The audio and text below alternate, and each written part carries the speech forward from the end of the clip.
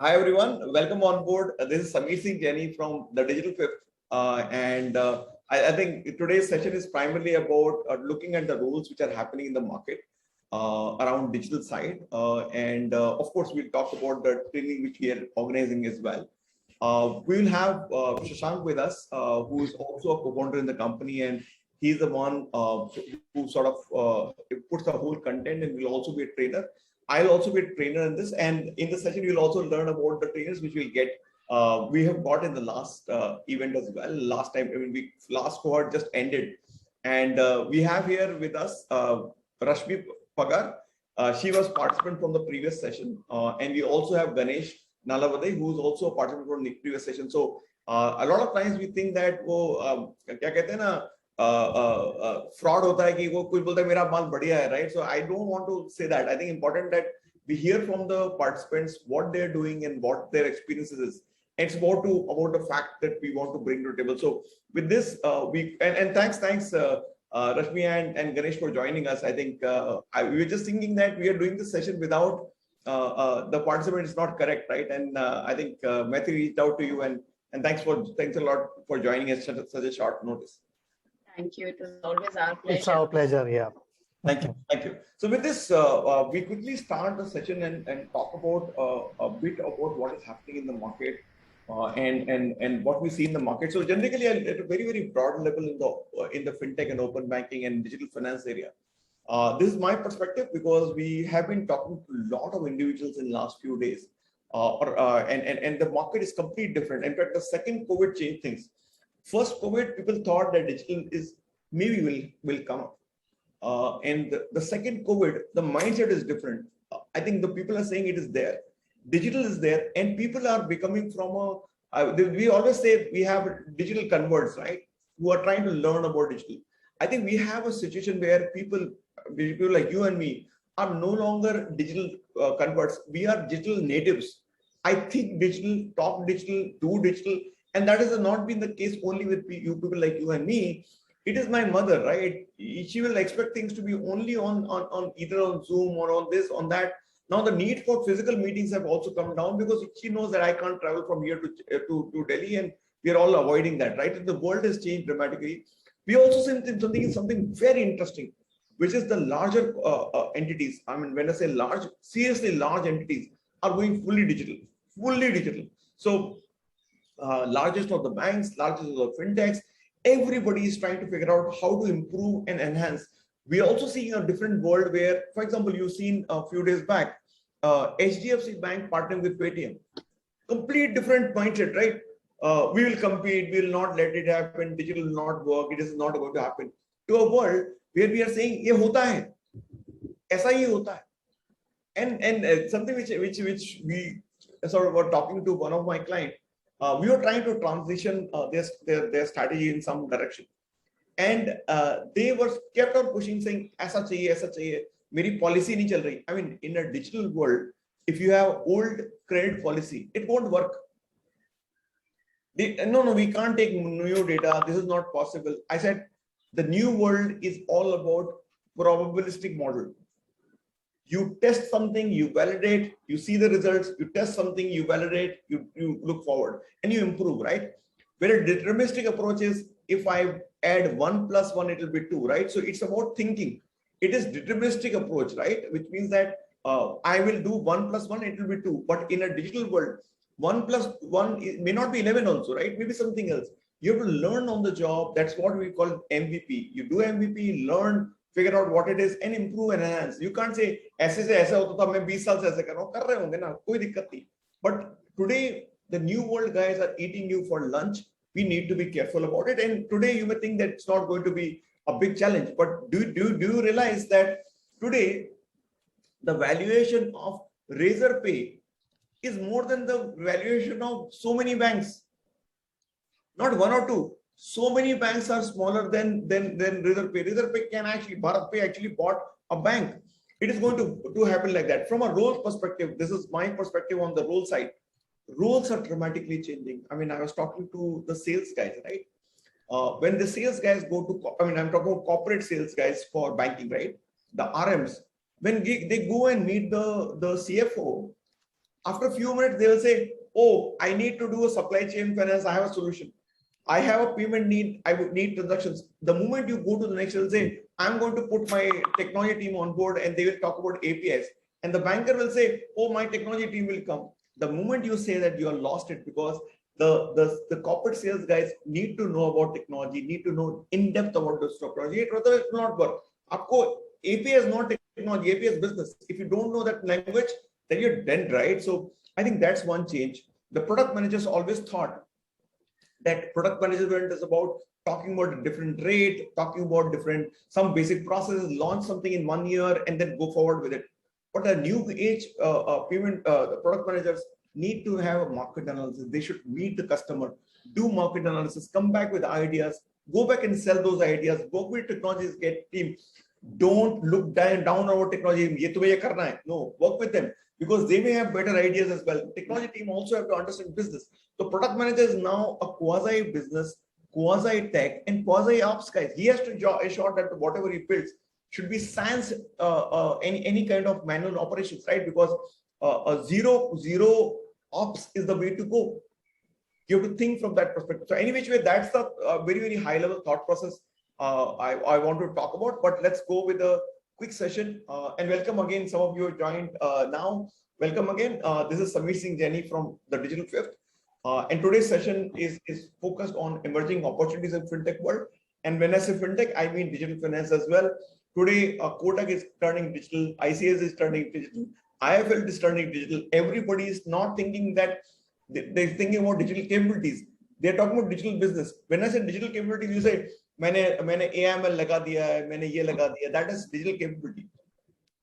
Digital business is doing the revenue on digital side. For example, can a bank do 40% of the business on embedded finance, 30% on their mobile? And I'm talking business, new sales, cross sell, upsell. I'm not talking about operations saying, oh, services, fund transfer, 80%, 95% of my customer do transaction online. ATM you start counting in digital. No, not really. I'm talking about revenue model can be built on top of that. So that's the thought process. Generally, a quick introduction about ourselves. We are Asia's largest fintech consulting firm. And in terms of largest, we work with across 4 areas. We do a lot of work around consulting. We work with large banks, small banks, NPCI, bureaus, almost who's who in the country. We work on the consulting side. And we also work with a lot of fintechs in the market and technology companies in the market across board. I mean, you can talk about so many of them. We work with almost all of them in one way or other. There's either partnership or consulting or training or something like that. We work with almost all of them. And we sort of brought the idea of co-founder as service. So we work with so many entities, build their companies and leave. We are the guys who are hands-on. We have built merchant cash advance. We have done lending of different kinds. We've done payment products. We've done strategy for so many banks. So that's the consulting work we do. We do a lot of partnership with the markets. We do go-to-market for tons of companies in the market.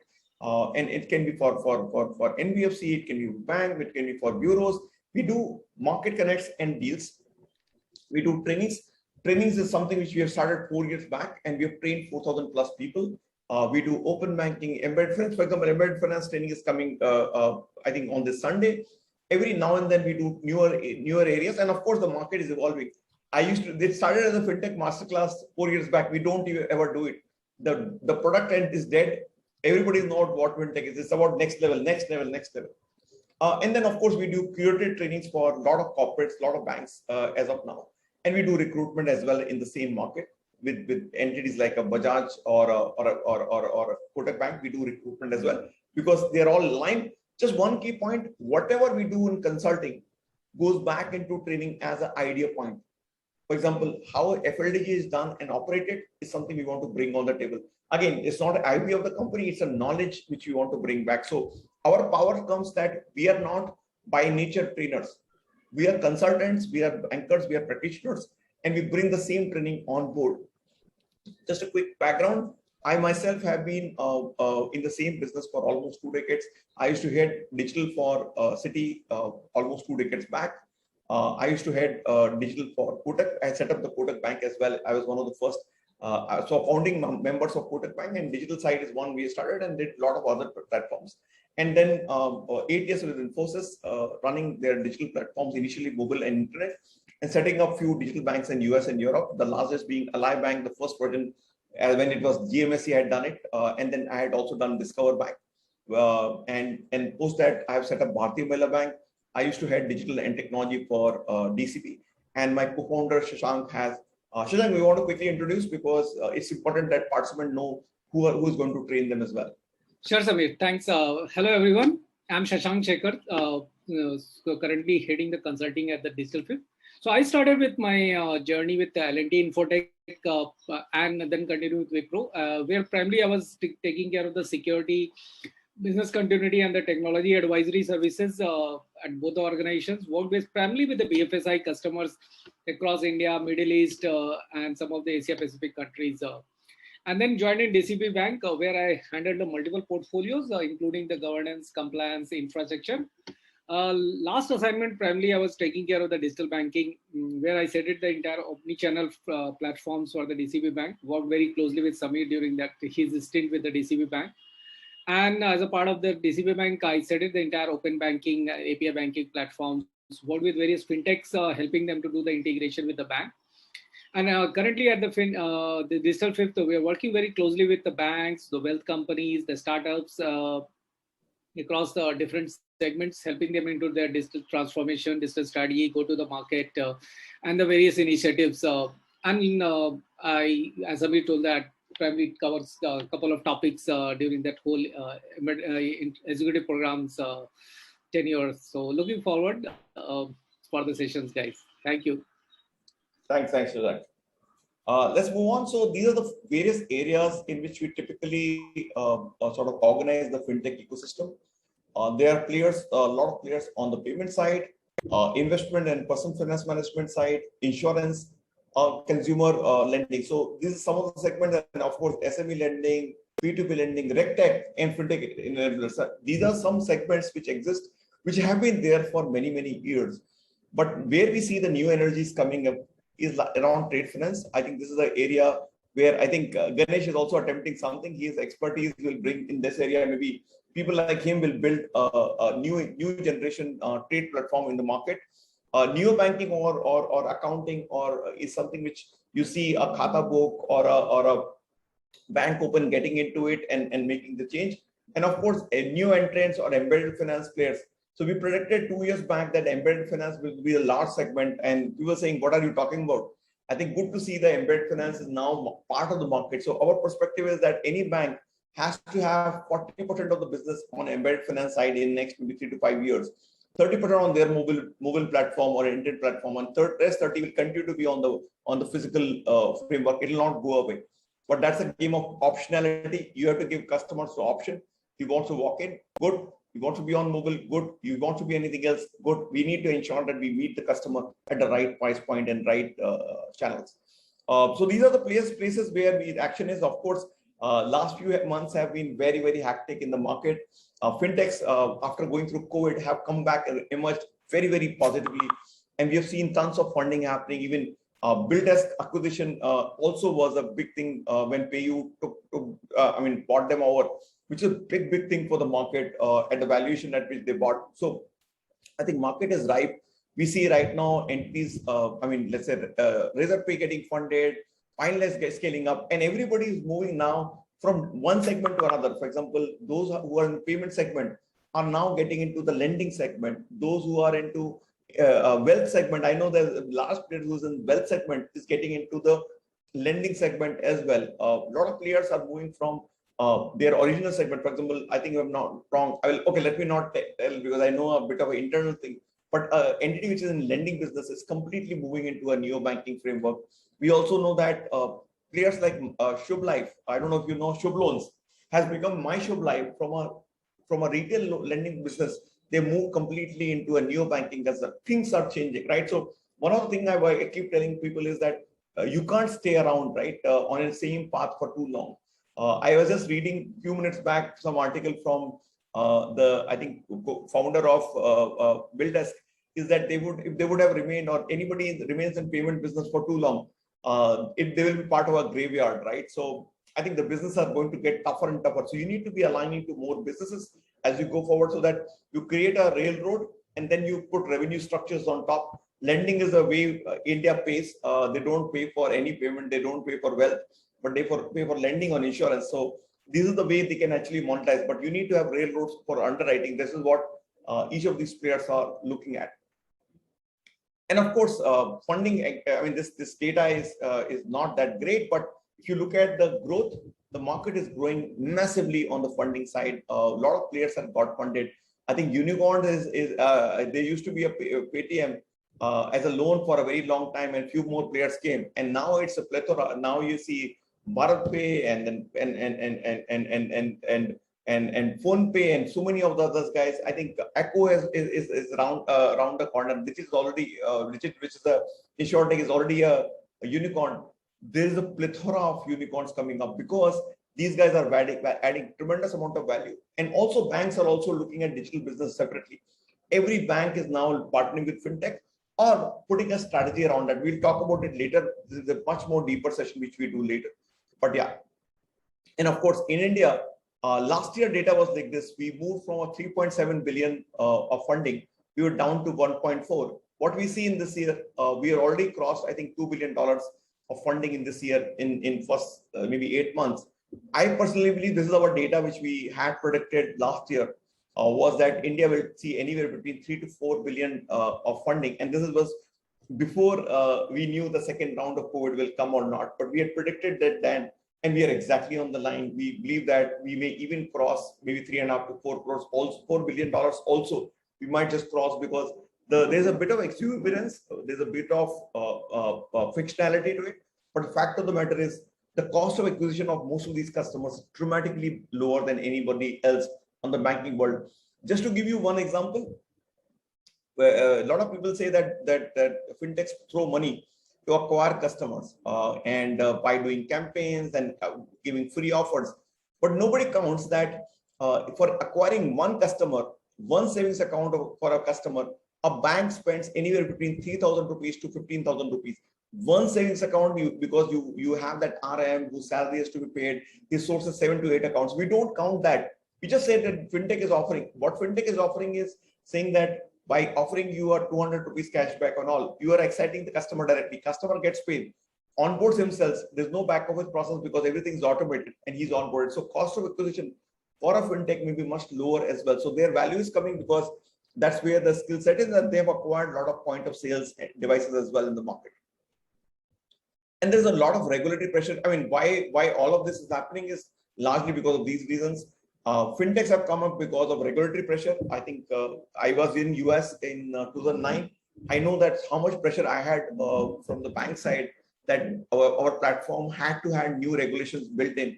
And every day and every night I was getting new regulations getting in, and you have to, instead of business focus, I'd be honest, sometimes the focus was on regulatory side. So banks stopped innovating. Compliance cost went up. So therefore, when compliance cost went up, RegTechs came in, solving the regulatory requirements of the market. There are a lot of people who are trying to regenerate. Even today, because of COVID, the same thing has happened, is that organizations figured out they have to renew themselves. If they don't renew themselves, they will be in difficult situation. Technology is available. You can go to low code, you can develop on your own. Can you ensure that all of that is codified well and you sort of scale? It can be blockchain, AML, whatever it is. But you need to make it have direct impact to the customer journeys, employee journeys, acquire better, cheaper, faster. And of course, customer side is different. Customers are sort of getting very sort of nervous if you don't respond within 2 seconds. So customer behavior is different. Everybody is used to digital. I think I remember before COVID, I had Zoom, and maybe in my team also I was the lone user, or 2-3 guys were using Zoom. Today, if you look at it, my mother uses Zoom, my father uses, my sister uses Zoom. When there's a marriage, there is Zoom. When there's death, there is Zoom. There's Zoom everywhere, right? Just imagine the adoption. I mean, whenever I get a call from someone, "Arey, Zoom pe jaate hain." Just imagine that physical world guys are completely moving to digital side, payment side. You go to meet anyone, UPI kar de yaar. And UPI kar de yaar is for buying a cigarette, buying any large product, and when you make a payment of 1 lakh, I also still do a UPI, right? So the point is, it's innately there. People know how to use app. It's no longer scare which we had maybe 2 years back, because it's I mean, you have no choice, right? You had no choice for so many months. You had no other choice but to buy from Amazon because that's a home delivery. For 3 days, I was moving from one place to another. We bought from Zomato all the time, right? So the behavior is there, right? And digital transformation is need, right? We are right now doing, and a lot of people are supporting this. Trainings are available to sort of help people to convert. So this is where the transformation is happening right now. While fintech came maybe 10 years back, but even today, I would say COVID is the major changer. In terms of trends which we see in the market, I think we see niche products which will get built. Right now, are we at the edge of the innovation? I don't think. We are starting out the innovation. We don't have any product for women. I mean, just imagine in India, there are homemakers in the country, right? We have, say, 25 crore homemakers in the country who cannot get loan. We are talking about that segment. 25 crore लोग हैं country में जिसके पास उसको loan नहीं देता कोई, because they are homemakers. Just imagine, we don't trust homemakers, but we on inclusion we do a self-help group, right? We give loan to women in villages because we believe they're trustable. But any homemaker in city is not trustable. I mean, that segment is not touched. Kids segment is not touched. Millennials, some segment can we have it touched, but not really. Students have been touched somewhere. Maybe we have it touched retired people. Have you figured out an app which is built for retired people? I mean, retired people have more money. Typically, they want more convenience, easier. But we have given them a complicated UI, too complicated for them, and with a structure which is not built for them, services which are not built for them. I think उनका जो Amazon होगा उसमें सिर्फ वो होना चाहिए, लाठी कैसे मिलती है, बीमारी कैसे होती है. Are we focusing on that, right? Are we solving for their retirement problems, their maybe their medical insurance and stuff like that? So niche products have to be built. It's no longer about generic product in the market. Embedded finance, which we predicted, is going to be big. I now know that every large player in the market is becoming an embedded player. Now, for example, all of you who are going to participate, we obviously have not gone to a level where we are digitally savvy on the API side, but when you work with us, we will also, if some of you are looking for loans on EMI basis, we'll give you a partnership's name, and the partner actually will take care of entire lending. Now, are they working on sourcing? No, sourcing is done by us. We will route it to you. Only thing you have to do is digitally apply and move on. So, Greyquest is our partner, and you can get it on EMI, right? Which is embedded finance. In a normal finance, they would have reached out to you, figured out what your needs are, and saying, okay, you want to get into the digital fifth? Okay, I will give you a loan. In this case, you are working and trying to get onto this training, and that platform is available. We'll take you to the partners, and you will onboard. They don't have to do any sourcing. They don't have to do any work. That will be done by us because we are any which way. I always believe that the lending or a payment is a secondary industry. The primary industry is things like education, things like e-commerce, things like where the customer actual needs are. Lending is or payment is always linked. So embedded finance, we believe, will become massive as we go forward. Largest of players like Amazon or Flipkart are massively working on it. So we see Google is talking about embedded finance as well, right? Everybody in the game. Buy now, pay later. Obviously, when we predicted 2 years back or 1.5 years back that BNPL will be the center of the world, I think people didn't realize that this is what will happen today. It's the center of the world. Neo banking and open banking will continue to scale. I think they're going to give new experience. Of course, RBI will come back with regulations around that, but we will still scale. Wearables and contactless, I think these payments will also scale. We recently saw RBI, I think a week back, RBI came back and said that now in a contactless payments of wearables or a framework like that, they are also allowing for any IoT device. Any IoT device is now permitted. Now you will see more and more use cases coming because somebody could not do on Ring. I know a friend of mine was attempting on Ring, payment on Ring. It was not getting permitted because RBI was not ready. Now it is available. RBI said any IoT device can be actually a payment device as well. And of course, CBDC is around the corner. We've seen more and more of even RBI talking about it. I think we should see that very, very soon. And please, guys, keep sharing your questions. I'll definitely take those questions and try to respond. Yeah. Excuse me. Yeah, Ramnath. Yeah, no, I'm saying this. I keep seeing this in various presentations. This buy now, pay later. But don't you think this has been there for a long time, isn't it?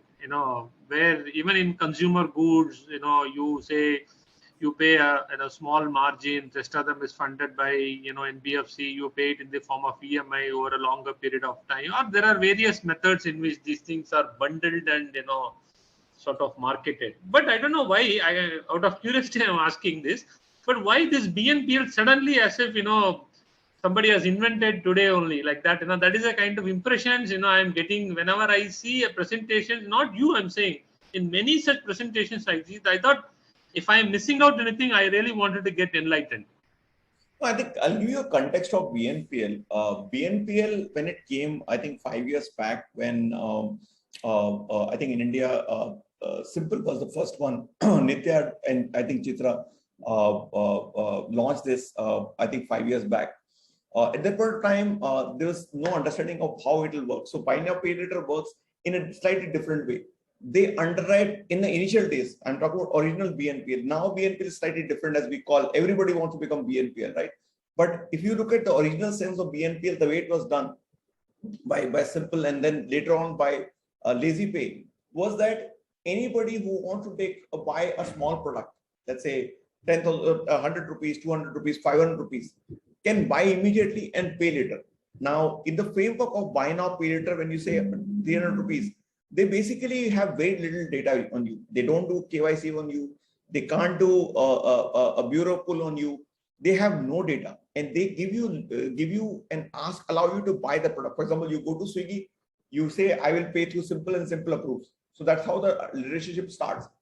At that point of time, they literally have no data, maybe other than the transaction data you have done on that particular app itself, right? They don't have any other data, but they give you loan instantaneously. This particular loan is not reported in bureau. It's not reported in bureau.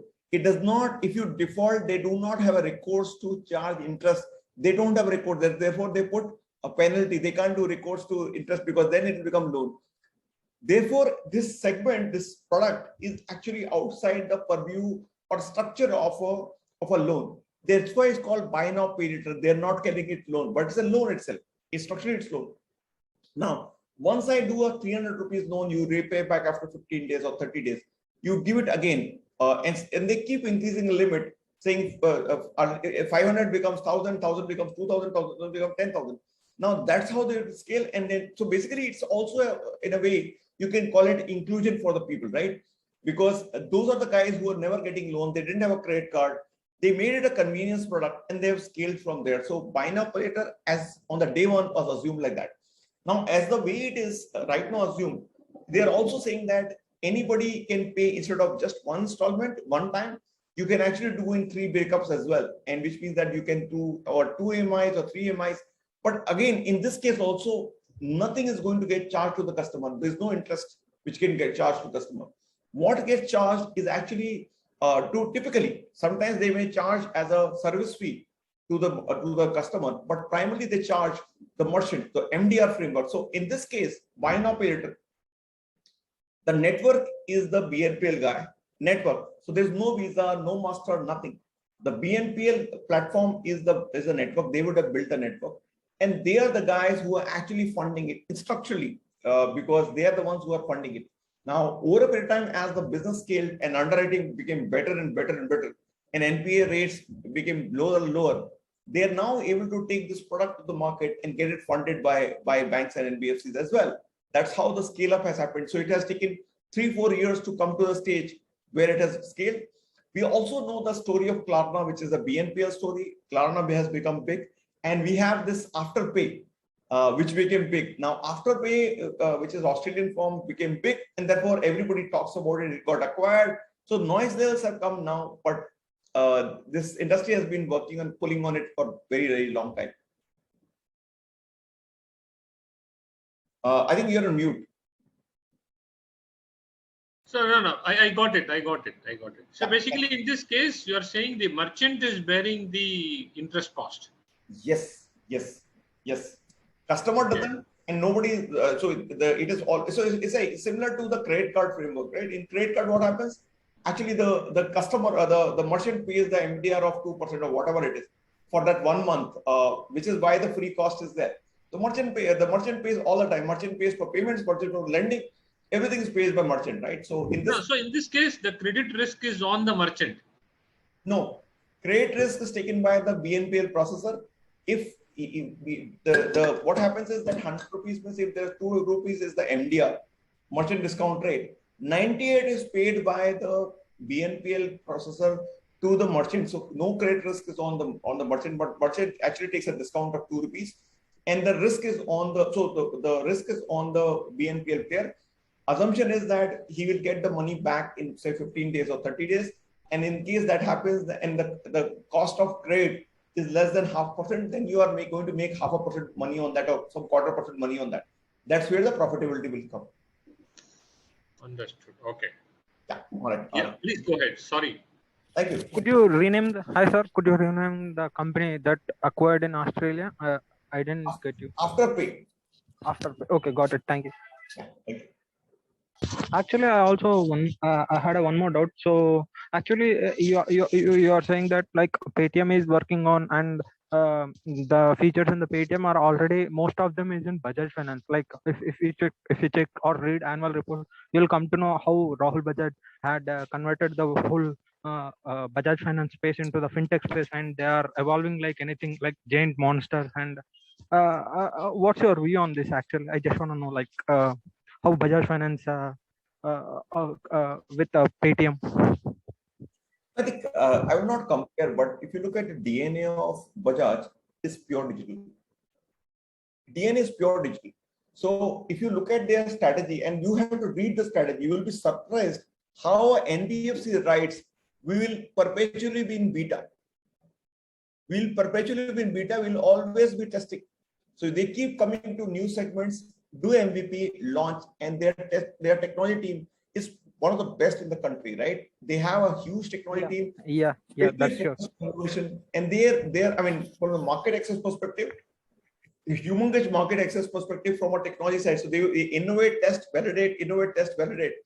That is something which you have not seen in DNA of most of the NBFCs, which is what the other NBFCs are now trying to learn. Okay. Got it. Yeah, thank you. And of course, we talk about these technologies, right? While whatever training we are going to do, we are not going to go into technology detail because that's not the objective of this training itself. So we will take technology at a level where you can, as a business people, you can understand, say, Internet of Things or maybe API-fication or say AIML. We will take it to that level. We will not get into the places where we say, let's do coding, because we believe that that's a specialist segment and not everybody has to do it. But you need to know the language in which it's spoken. When somebody says AIML, what does it mean? So where it will work, will not work? What kind of data insights are required? What can you infer from that side? So we'll keep it at a level where you can understand, well, let's say APIs. As a business person, if you don't know APIs, it's very, very dangerous. So we will talk about those areas. Of course, not every technology in deep, but we'll go into blockchain, AIML. We'll talk about tokenization as well, and some of those components which makes your business savvy. So technology is now coming part of the business itself. And we ought to understand, I mean, we talk about this strange use cases. We have this drones, right? Now, drones can be used easily for let's say, crop surveillance, right? Why do you need to put humans to that, right? How can humans go and check the climate and check everything? You send a drone, get the data, get where the house is, get all the logics and come back, right? So I think technology is now getting deployed on the ground, which is what the beautiful thing is. It's no longer about what folklore, right? ऐसा होने वाला, ऐसा होने वाला नहीं है, हो रहा है. People are doing it right now on the ground, and we need to just say that, okay, कैसे हो रहा है? How can we do it? And maybe in some places we'll beat everybody in the market as well. And generally, people keep talking about digital is about some fashion fad. इससे क्या होने वाला? I think I just want to call out, and maybe just a few minutes back you just said so, that Bajaj is different, right? For Bajaj, digital is about entering new segments, launching new services, launching a new channel. I mean, for example, you may have a channel of, let's say, I mean, recently we saw Axis Bank launching I think, watch or a band for doing transactions. It's another channel they are launching, right? So how do you ensure that you are able to add new channels? Or you partner, for example, you're a bank and you partner with let's say Flipkart and for lending. it's a new channel for acquisition. You don't need to have your own app, your own front end. You have third party who's acquiring for you, or you can have engagements with the client differently. WhatsApp is a new channel for engagement. You ought to be there right now. You can't say, I'll wait for this to mature. No, take an attempt, figure out. You can enter new geographies. Many of these, my clients, they're in few locations, but when you go digital, they're pan-India, right? They can actually take customers from different side. We can also think about it, pricing models, right? Pricing models will change, because once you go digital, your price point or the cost structures dramatically come down. I think ops cost and credit cost and some of these things will come down. Credit operations cost will come down by at least 80 to 90%. We have seen in the market, right? So I can go on and on. And of course, it's about reducing cost and all of that. So this is largely, I mean, I can go on and I will not take a lot of time, because I just realized I've been talking for 35 minutes. I have not given time for question. I'll complete it maybe next 5 minutes and then move on. And of course, the roles which are available business-wise, there are tons of. You can become a founder. I know that many of you will in turn become a founder, or maybe in your organization you will change it. But there are roles which are available: banking as service head, or a payment as service head, or open banking product manager, digital transformation head, digital leader. You can lead partnerships. You can be a customer success manager as well. So there are tons of roles which are available in the market which you can pick up. And these jobs are at a super premium. I'm not talking about a 30% increase in salary. I'm talking about it can be disproportionate, because these roles are very difficult to find. Very, very few guys are there who can do this. So you can be a founder, you can be a leader. And best part is, when you go through these courses, you can be at any level. You can be a CXO, you can be on board, you can be a technology head. Everybody can actually add value. Technology guys will understand business guys will understand technology. And then of course, we'll learn a lot from other leaders which we get. And we have our experience. I think we are the world's largest trainers in this market. We've trained almost all the kind of entities. And when I say world's largest, we potentially are the world's largest. We have done 4,000 plus trainees participants in the class. And I think from a market feedback perspective, it's been very, very positive. We train in a lot of corporates and a lot of colleges as well. We come quickly to the cohort which we are launching very, very soon. Previous cohort just ended, and maybe before we proceed, maybe I know it's slightly ahead of time, but maybe I'll ask this question to Rashmi. Maybe you want to talk about what happens, because मैं तो बोल ही सकता हूँ, right? Maybe you can tell what happens in this cohort. Rashmi is from our previous cohort, which just ended, and we were just saying that 28 तारीख को खत्म हो गया, and how will we miss each other every week? We were talking to each other, right? So maybe Rashmi, want to quickly talk about what the cohort is all about, instead of me talking about it. Rashmi, you are on mute. Rashmi, you are still on mute. No, you're still on mute. Devices don't work. Take it off.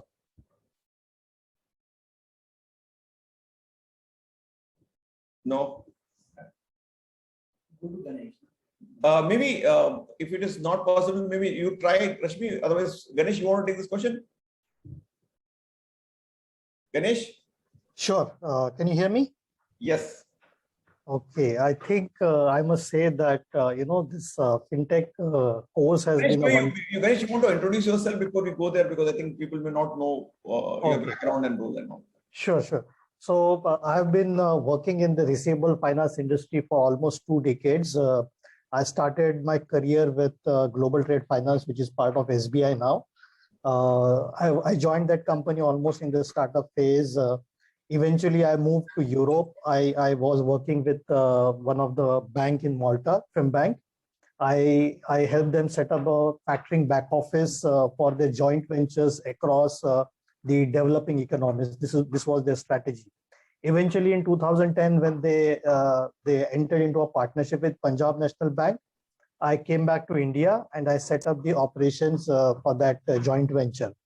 And with that company, I spent 10 years, and after that, I was like wondering that I need to be up to date to understand what's happening in the market. That's how I came across Digital Fifth, and I joined Digital Fifth. And I must say, I'm really impressed with the training, with the learnings that has been offered.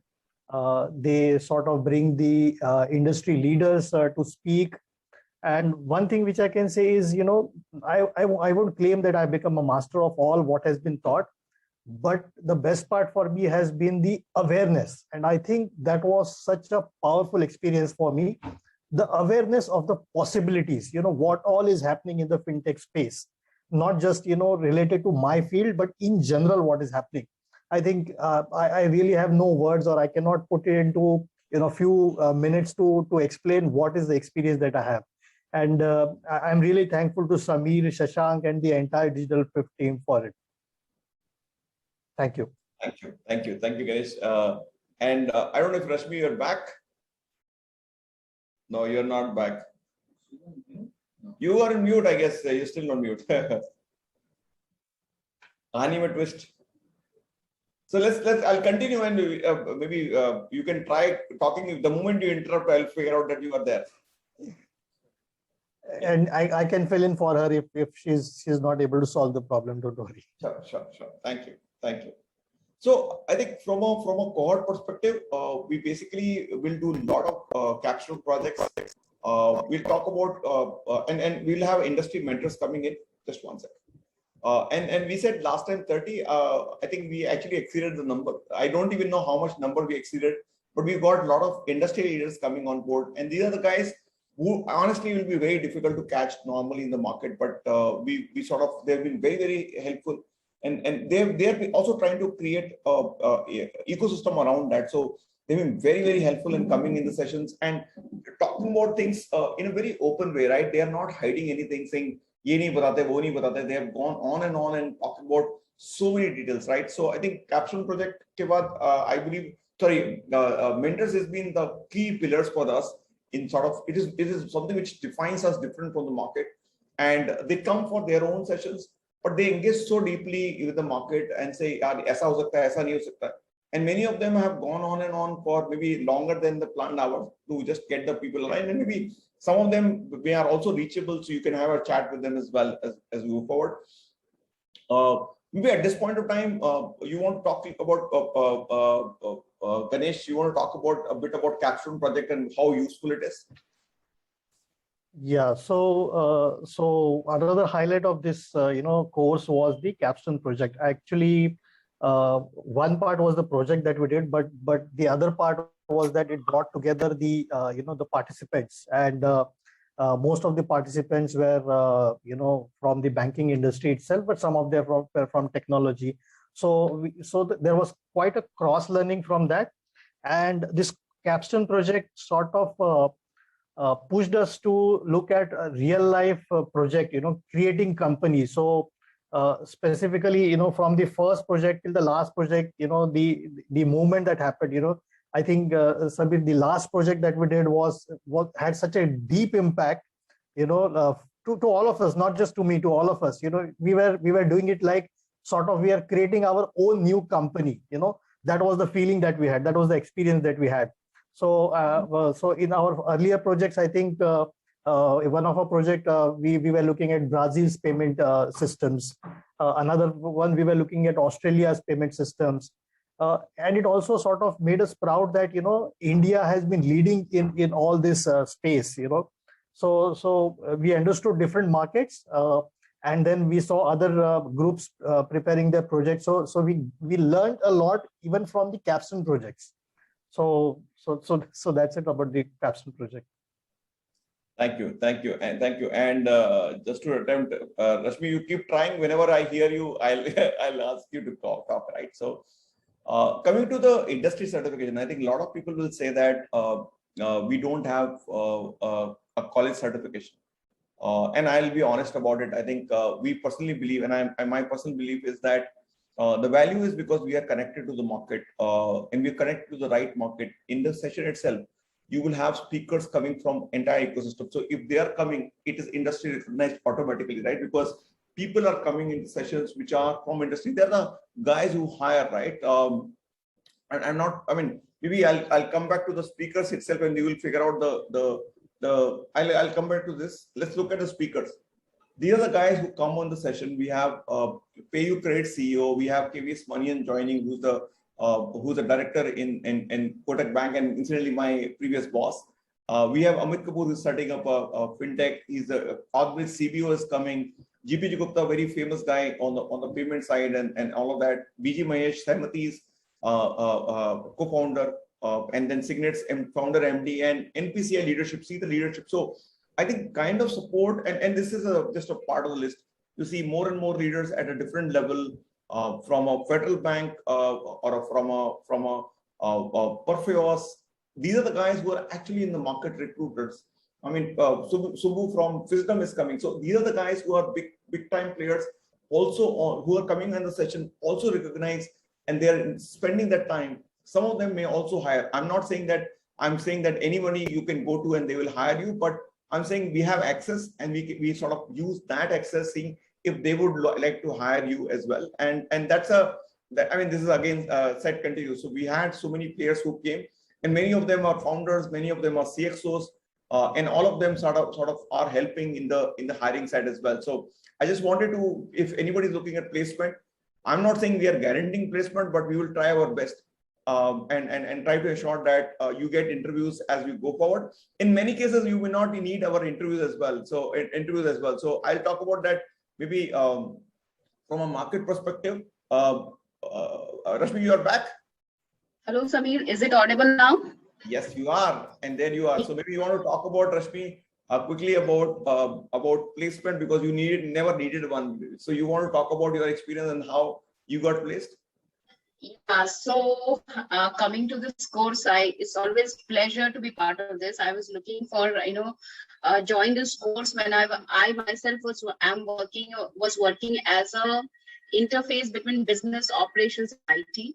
And I was looking for making myself more aware what is going on in the market, which we are totally, we are totally pushed away from these kind of activities because of our daily mundane activities of our office work and our personal responsibilities.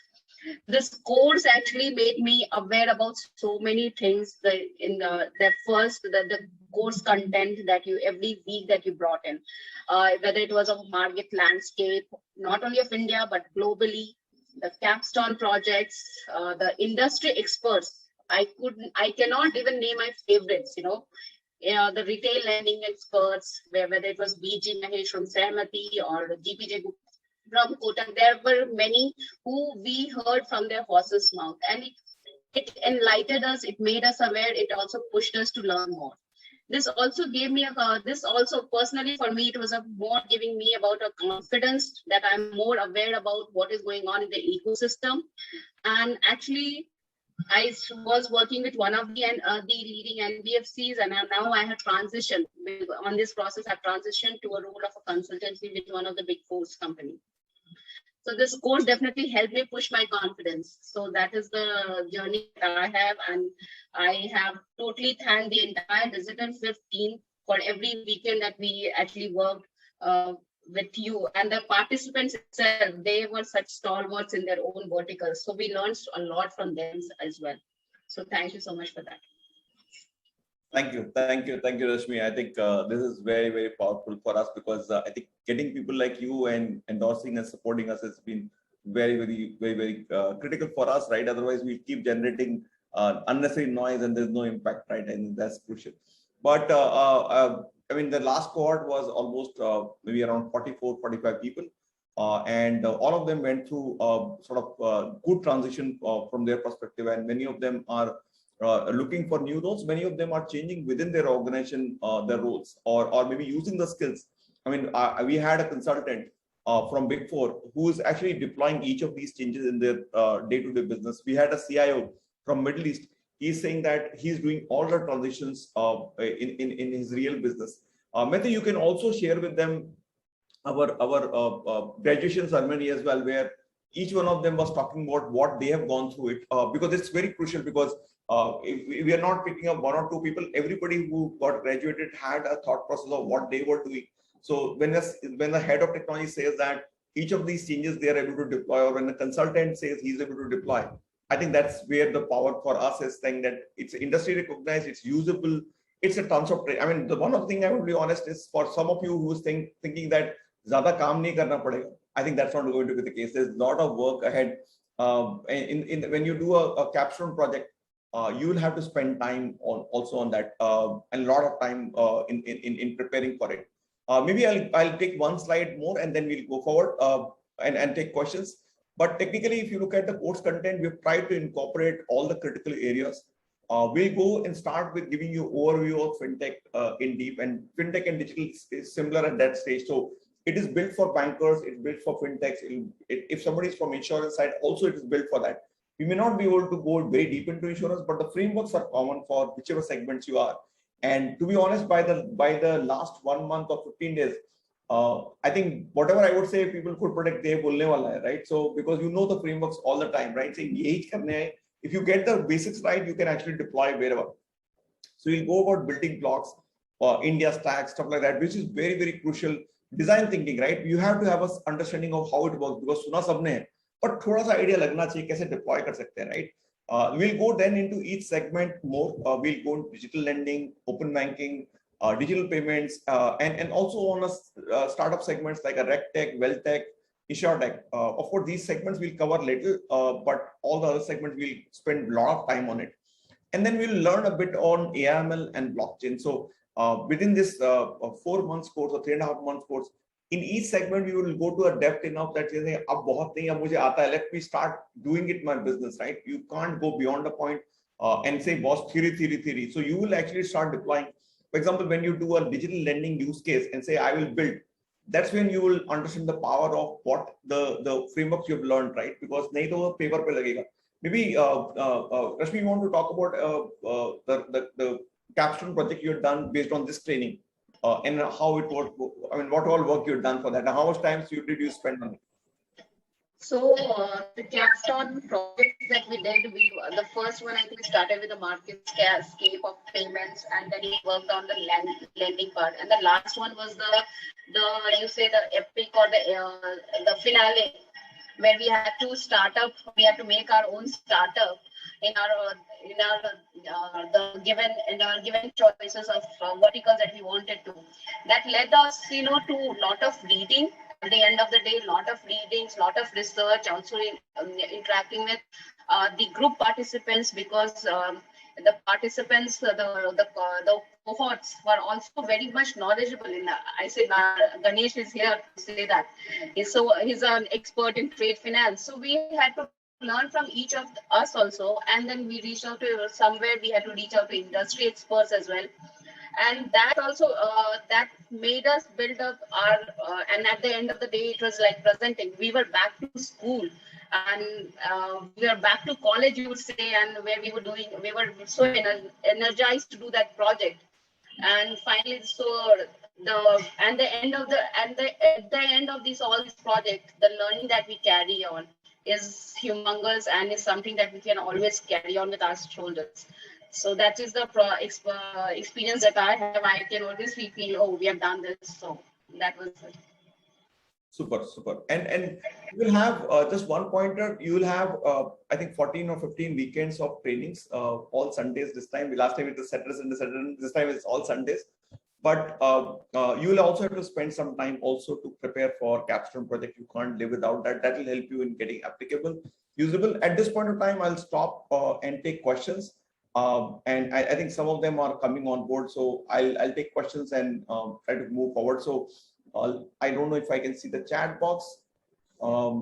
Yeah, let's go. We'll go to the chat box, but anybody has questions, please open your window and ask your question. Otherwise, I'll take the questions which are already there with me. Yeah, Rakesh. Rakesh, I'm not able to hear you. Rakesh, you can write your question. I'll try to respond back. In the meantime, you can also see the graduation ceremony, which Maitri has just shared in the group, right? And you can also please give your feedback as well on the session as well, which is also a link given.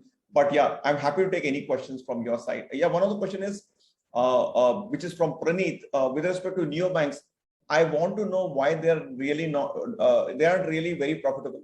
Okay, guys, we just think about it. We always want the other party to become profitable in 1 month. Baby has to start walking. So today, neobanks are in infancy. I remember when Anish Achyutan was talking to me in Bank Open. I mean, we and me started almost the same day. Of course, I was setting up the digital pivot. He was setting up Bank Open. Nobody knew what open banking or neo banking was. I'm talking about 4.5 years back, not far back. He got his business up and running around 2019 or 18, 19, somewhere around that. So it's infancy. The market is in infancy. Jupiter has got just getting launched. Neo is just got launched. They have just 2-3 lakh customers right now. We are talking about profitability of counterparty to come immediately. I think that's a deterministic approach. Saying koi aayega to profitable hona chahiye pehle din mein. Not really. If you want to make giant steps, you will make losses in the initial days. You have to accept that and move on. If you say on day one I should be making profit, then you will do incrementally. Then you will never take funding. When you take funding, funding is for expansion. Anybody who takes funding is for expansion. If you are saying that funding is not required, then you will run a micro business and you will say micro business cannot make impact to the banking world. That is why fintechs are taking funding. So I think it's a catch-22. We think about our counterparties to make profit on day one. Amazon did not make revenue profit for a very, very long time. Nor did any of the giants in the market make profits on day one. So we just need to be cognitive about that rather than saying, oh, unka profit nahi ban raha. Profit bante mein time jata hai. And that's how the world is, right? If you want to make a scalable business, you have to spend money and then the revenue will come in the second and third or fourth year. I don't even know how profitable was. Maybe WhatsApp doesn't make revenue even now, but it will because it's getting into payment and lending business. You now know that, for example, when Facebook would have been launched, it was not making revenue. It's one of the largest companies in the world. So I think we need to think about the models differently rather than go for a static way of doing it. Any other question? Yeah, I have just for my understanding, Samir, you also spoke about neo banking, but what I have read somewhere is that RBI has not given any license for neo banking. While I understand the concept of neo banking and how it works, I think the underlying is some RBI registered bank only, right? Basically, from a user interface standpoint, there is an underlying sort of bank, and which the entire user journey is built on that platform, right? There is one service provider on which the entire underlying being a bank. Basically, the guy is facilitating the entire user journey seamlessly. Full stop. Correct? Agreed. Okay. So I'll give you the framework separately, right? So just think about it. Do you know the payment gateways were neither legal nor illegal for last 2 decades? Right. 20 years. There was no recognition of payment gateways in the country for 2 decades. They have become a part of the legal framework or a license only in this year. By December, they have to all comply with the regulation saying that 15 crores should be the net worth and this regulation and that regulation. It has come after 20 years. So RBI has clearly called out that neobanks and open banking as a framework, they are working and understanding the impact. So it will come under some framework at some point in time, but it is neither illegal nor legal. It is permitted because RBI also can see, right, the innovation is happening. So RBI technically allows innovation to happen and then come back and react. BNPL, buy now, pay later, is not reported to bureaus. It is quasi lending, but RBI is okay with it because it's also a fact that it's also part of inclusion. I mean, your and my daughter, or at least my daughter, will not get any lending from any regulated bank because she's young and she's a student and all that. But BNPL guys are making them part of the inclusion process. They're allowing them to use it. So that's the difference. Neo banking will come under regulation after some time, but allow them to innovation. आदमी खड़ा तो पहले ही पांव पे pad बांध के credit करने के लिए कैसे चलेगा? पहले चलेगा, गिरेगा, खड़ा होगा. That's how the business are built. No, I completely agree. That's why RBI is also silent. Correct. They're waiting for it to work. I mean, just imagine in India, P2P lending was permitted by RBI and saying regulation will come later. Regulations came actually 2 or 3 years later, but they were never saying that to close it. They knew that P2P lending is happening, but they said, go ahead and do it. We'll come back to the regulation in 2-3 years. And in the interim, they issued some regulations saying that this is a draft regulation, and they improved upon it, right, as we go forward. So I think RBI is also forward looking. No second thought. Thank you. Yeah. And in terms of participation on this cohort, one of the point I think somebody just one-on-one said that when it will start, I think we'll start mostly in this month, end of this month. And the cohort size, we will keep it to cap somewhere around 70. We will not go beyond that number. We are trying to ensure that we don't end up with too many people in the room. So 70 is the cap which we have put those cohort. And I just want to ensure that if you join early, because the cohort size is limited for us. Unlike for others, where the numbers can be going on and on and on, we are just keeping to a limit because we want to deliver quality and all of that. Also, one question which has just come to me is that from a job assistance perspective, how will you help? So technically, what we are working on, so out of 70-75 people we'll get in the cohort, I believe that not more than 30 will be looking for a role change. Others will be doing transition within the organization. We've seen all of that in this cohort. Out of 45 people, 44, 45 people, we had only, I think, 18, 19 people looking for a role.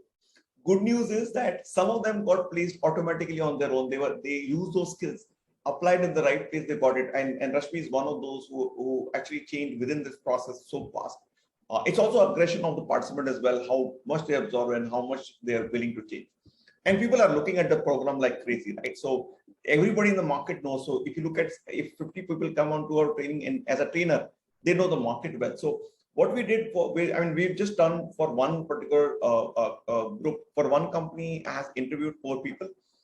And my understanding is that there are last stages of hiring for a couple of them. There's no last news I have, so I will not go and declare that has happened. But our cycle is just started. So now hiring cycle is started. We will do one-on-one linkage between the participants and the companies, and then the hiring will happen. So we'll do one-on-one. We are all dealing with senior guys. There's no college kind of concept, but we'll ensure that meetings and trainings will happen. And that's how we'll conclude. So there's no guarantee, but we'll do our best effort. Now our activity, on 28th we ended the activity of the placement is just started, and we'll work through in next maybe 3 months to ensure that most of them will have interviews at the right level, and then we'll see from there. Yeah, any other question? Yeah, I think the question is, which fintech company in India do you admire? I think to be very honest about it, I just want everybody to just think about it something differently. Entrepreneurs themselves to be respected because it's a humongously complicated activity. To organize the process, get the money in, deploy their own process, deploy their own money, work without HR, work without everything, and then build and be without a luxury of life for so many years. And be very honest, most entrepreneurs will have nothing called work-life balance. They work, life will be somewhere in between, right? So I think I wouldn't say anybody is good or bad. I think the life cycle of being an entrepreneur is very different. I'm not saying that professionals are bad. Absolutely not. I've lived that life, but I think saying that which is better is not correct. I think everybody has building their own life cycle, what is right for them. And or it will be proved who's done the biggest impact in the market maybe after 5 to 7 years. Just look at it back, Bajaj Finance, when they came back and built their business, everybody used to say that ye dhanda nahi hoga, consumer developers dhanda nahi. They've changed the market, right? Completely realigned the market. So think about it differently. It's not what you say generically aisa hone wala. वो 5 साल के बाद दिखेगा. I mean, today, for example, 4.5 years back when I started this company, people will say पागल हो गया है क्या यार, कुछ consulting और training company बनती है क्या इंडिया में? नहीं बनती. But we are at it, and even today we are small. We are growing with time, right? So people will see the impact of us maybe after 5 years, right? That's how legacy will be created over a period of time. It won't happen in 2 to 3 years, which is what we expect from entrepreneurs. अरे fundraise नहीं किया उसने, नहीं किया यार, कर रहे तो उसको काम. So it is a relative game. And long term, I mean, when BuildDesk was getting created, nobody knew BuildDesk was getting created. Look at what happened yesterday, right? They got acquired at the valuation, right? 4.7 billion, if I'm not wrong. Just imagine 4.7 billion. It's total of at least decent side 4 banks. Decent side 4 banks is equal to BuildDesk, right? So please keep giving your feedback. If you have any other question, please ask. We also have with us Sreekant with us. If you have any questions to ask Sreekant or me, you can ask right now. And Shashank is also there. Any other question you have, please shoot before we conclude. You are not visible. Yeah. There he is.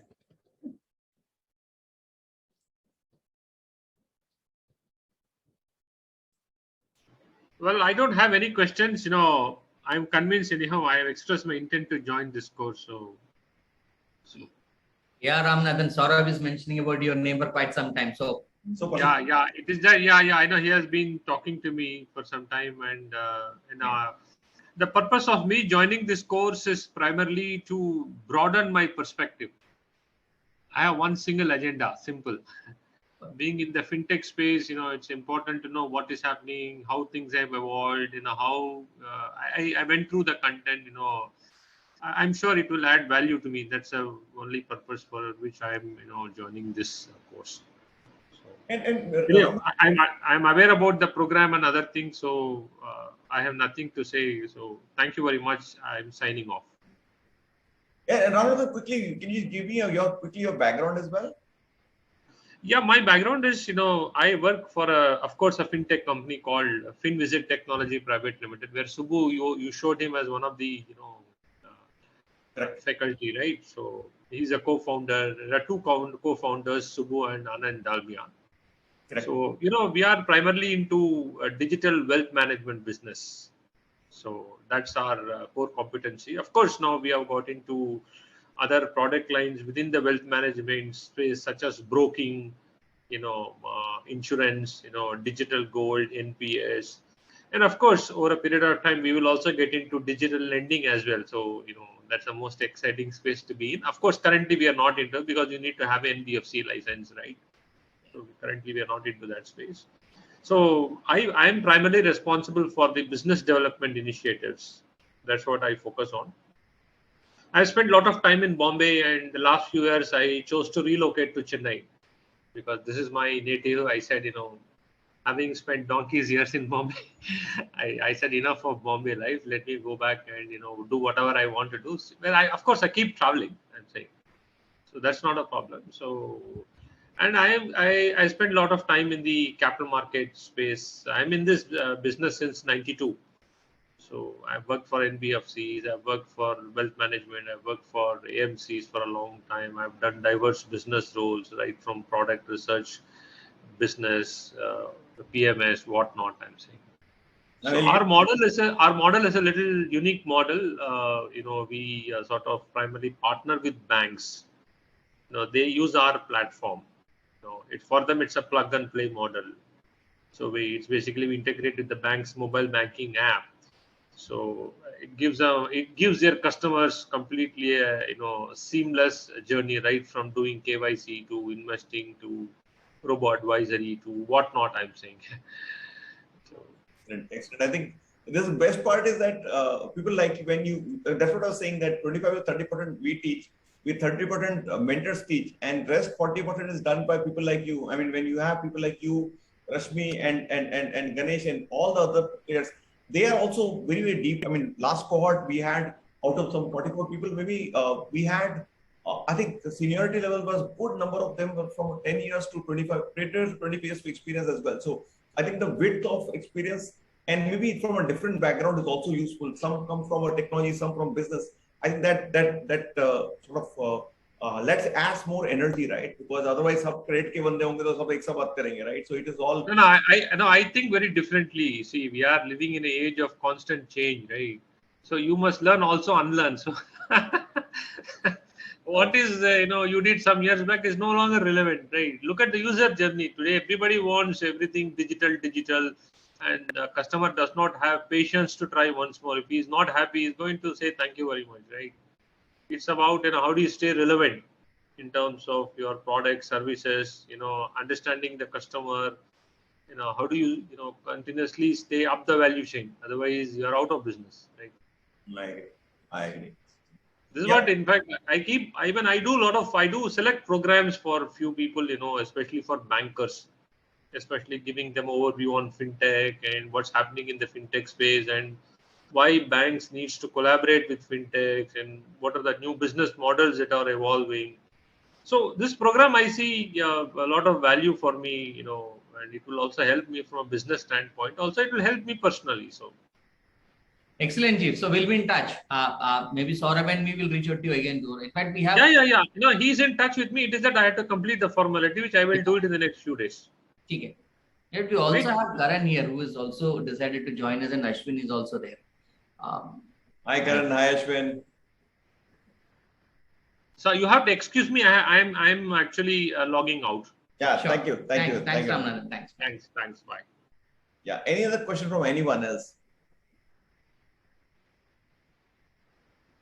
If no, then we had fun together. You had anything else? No, that's it. Yeah,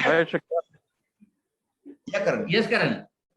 Yeah, actually, I am in the train. Actually, I'm traveling, so my voice is not so much clear to you. So I decided actually. So after the discussion with you, Perfect. so I decided to join. So I'm looking out some my interest also, as rightly one of my colleague is saying, but having a very good number of experience.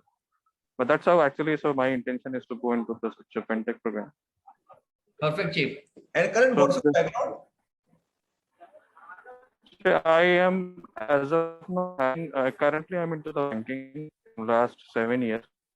Digital platform only for payment and collection. And also I am taking care of the PFMS part for the government organization. Taking care of help the PFMS relation with us and doing the lot of payments for the any schemes which are schemes or sponsored schemes. Okay, got it. Thank you. Thanks, Karan. Thanks. Anybody else who's joining? Ashwin is also there, right? Ashwin Sama. Hi, Ashwin. Anul. Hi, sir. Hi. How are you doing? Yeah, doing good, sir. How are you? All absolutely good. Yeah, absolutely good. Good to have you on board. Yeah, good to have you on board. Yeah. Anything else? Anybody else want to have any questions on planning and all of that? I repeat, all weekends are going to be very engaging. We don't give too much of breaks, so you will start at maybe 9:30 and you will go on till 6 o'clock. We will not miss a beat there. So you will have to figure out how to eat in 20 minutes and how to have tea back to back without knowing. Nobody will give you a break for that tea and all. Psychological bio breaks is all you get, but that's it. So you'll have fun together. But looking forward, sir, to everyone. Thank you. And thanks, Ganesh, and thanks, Rashmi, for your support. Thank you. Thank you. Thanks, Samir. Thank you. Thanks, Ganesh. Thank you.